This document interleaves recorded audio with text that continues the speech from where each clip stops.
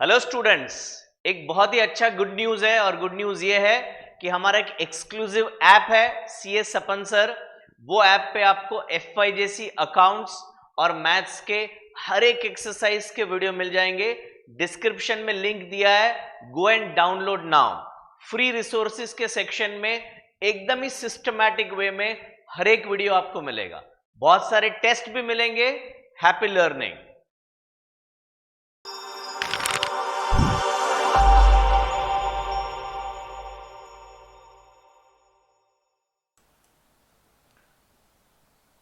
Hello everybody, इस video में हम बैंक रिकंसिलिएशन स्टेटमेंट का क्वेश्चन नंबर 7 सॉल्व करने वाले हैं।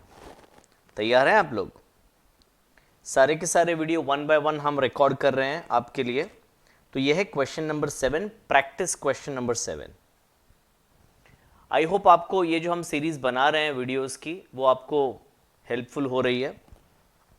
On 31st of January, bank balance as पर कैश बुक वॉज 40,000। यानी कैश बुक का बैलेंस दिया है और नॉर्मल बैलेंस है क्योंकि ओवरड्राफ्ट लिखा नहीं है। Passbook showed a different balance, ठीक है। तो दो चीजें जो हमें चाहिए वो पता चल गई। एक, हमारा स्टार्टिंग पॉइंट कैश बुक होगा और दूसरा ये नॉर्मल बैलेंस है। तो हम स्टार्ट कर देते हैं। इन द बुक्स ऑफ तो बताया नहीं है उन्होंने। Bank reconciliation statement as on 31st of January 2018। Okay, balance as पर कैश बुक ये हो गया आपका 40,000 रुपीज। 40,000 हमारा नॉर्मल बैलेंस है। Cheque issued for ₹1,00,000, cheque issue किया है 1 लाख रुपीज का इन January 2018, but check of 50,000 only is presented to bank for payment before 31st January। तो ये कैश बुक है और ये पासबुक है। कैश बुक में हमने 1 लाख रुपए के चेक इशू किए हैं, तो cash book goes down by 1 lakh. Passbook में 31st जनवरी तक 50,000 के चेक क्लियर हो गए, सो पासबुक गोज डाउन बाय 50,000। दोनों में डिफरेंस कितना है? कैश बुक पासबुक में डिफरेंस 50,000 का है। Cash book is down by 1 lakh, passbook is down by 50,000। तो दोनों में फर्क कितना है? 50,000 का। स्टार्टिंग पॉइंट कैश बुक है तो cash book goes to passbook, क्या करेंगे? ऐड करेंगे। तो ऐड में हम लिखेंगे add cheques presented, I am sorry, cheques issued but not presented. तो ये 40,000 पहले तो मैंने बाहर लिख दिया और फिर अभी मैं लिखूंगा चेक्स इश्यूड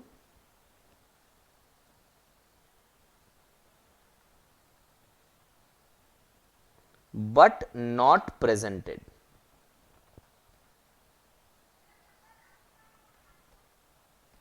और ये अमाउंट आएगा 50,000 rupees. Second adjustment, cheques send to bank for collection 2 lakh rupees. Send to bank for collection मतलब डिपॉजिट किया है, out of which cheque of 80,000 credited by bank in January. यानी हमने कैश बुक में 2 लाख के चेक डिपॉजिट किए, तो cash book is up by 2 lakh rupees. Passbook में जनवरी तक कितना चेक क्लियर हुआ है? 80,000 का। So cash book is up by 2 lakh. Passbook भी ऊपर तो आया बट नॉट 2 लाख, पासबुक ऊपर आया 80,000 से। तो अभी दोनों में डिफरेंस कितना है बेटा?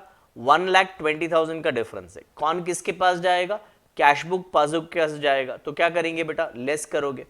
तो लेस करेंगे और लेस में हम लिखेंगे checks issued,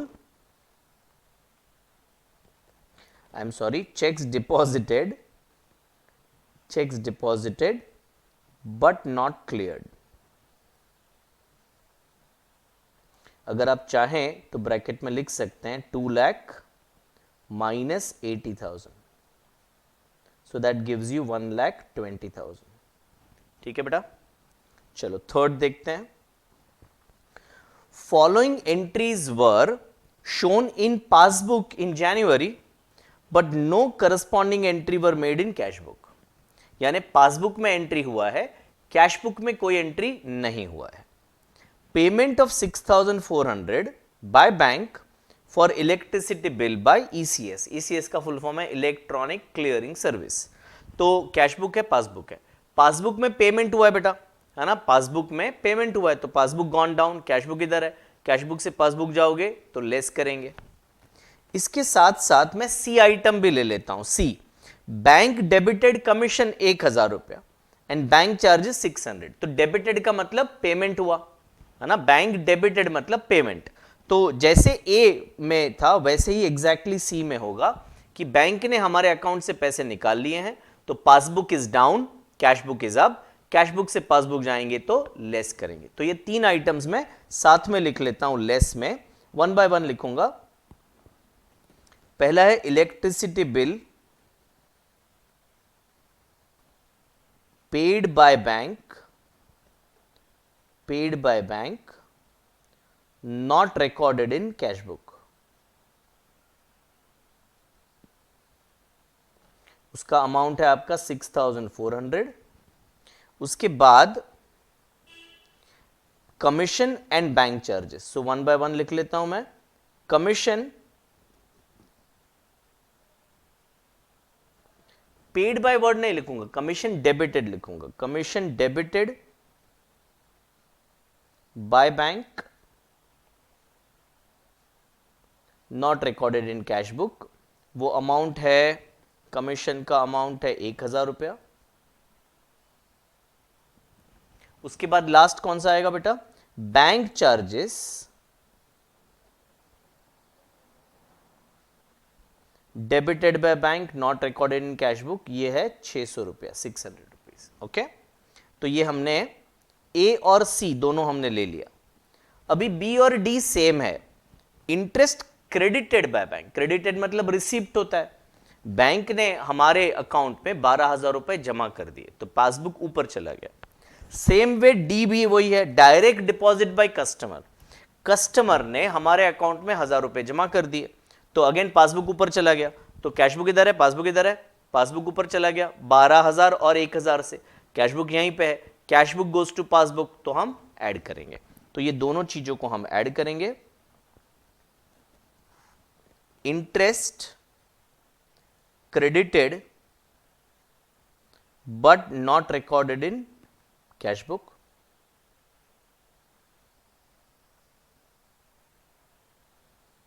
और ये अमाउंट आ गया आपका 12,000। And the next one is direct deposit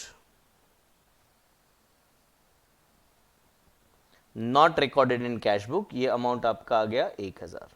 ठीक है, सारा कुछ हो गया। अभी ऐड वाले फिगर्स को बाहर लिख लेते हैं। That will come to 63,000। बच्चों बहुत बार मैं बोल चुका हूं, वो जो ऊपर वाला 40,000 है ना, वो 63 में ऐड करना भूल जाते हैं। पता नहीं क्यों ऐसा मिस्टेक होता है, पर हर साल कोई ना कोई बच्चा ये मिस्टेक करता ही है। तो ऐड करके इधर सब टोटल लिख दिया मैंने पहले, ताकि वो मिस्टेक हो ही ना हमसे। 1,03,000। अब ये सारे अमाउंट को मैं ऐड कर दूं, 6,400 में 600 ऐड कर दूं, 7 और 1 8, सो 1,28,000 आ रहा है। और 123 में से मुझे 128 माइनस करना है 1,03,000 में से, आई एम सॉरी, 1,03,000 में से 1,28 माइनस करना है, तो ये 25,000 आ रहा है नेगेटिव अमाउंट। ऊपर का जो अमाउंट है वो पॉजिटिव है, ऊपर का जो स्टार्टिंग अमाउंट है वो पॉजिटिव है 40,000, और ये जो क्लोजिंग अमाउंट है, सॉरी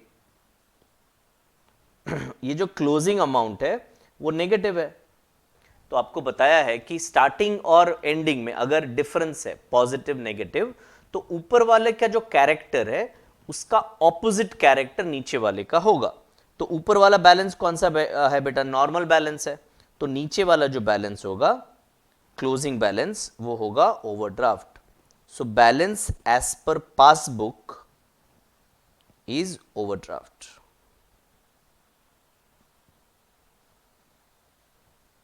ठीक है, ये था आपका क्वेश्चन नंबर 7 का प्रैक्टिस क्वेश्चन का सॉल्यूशन।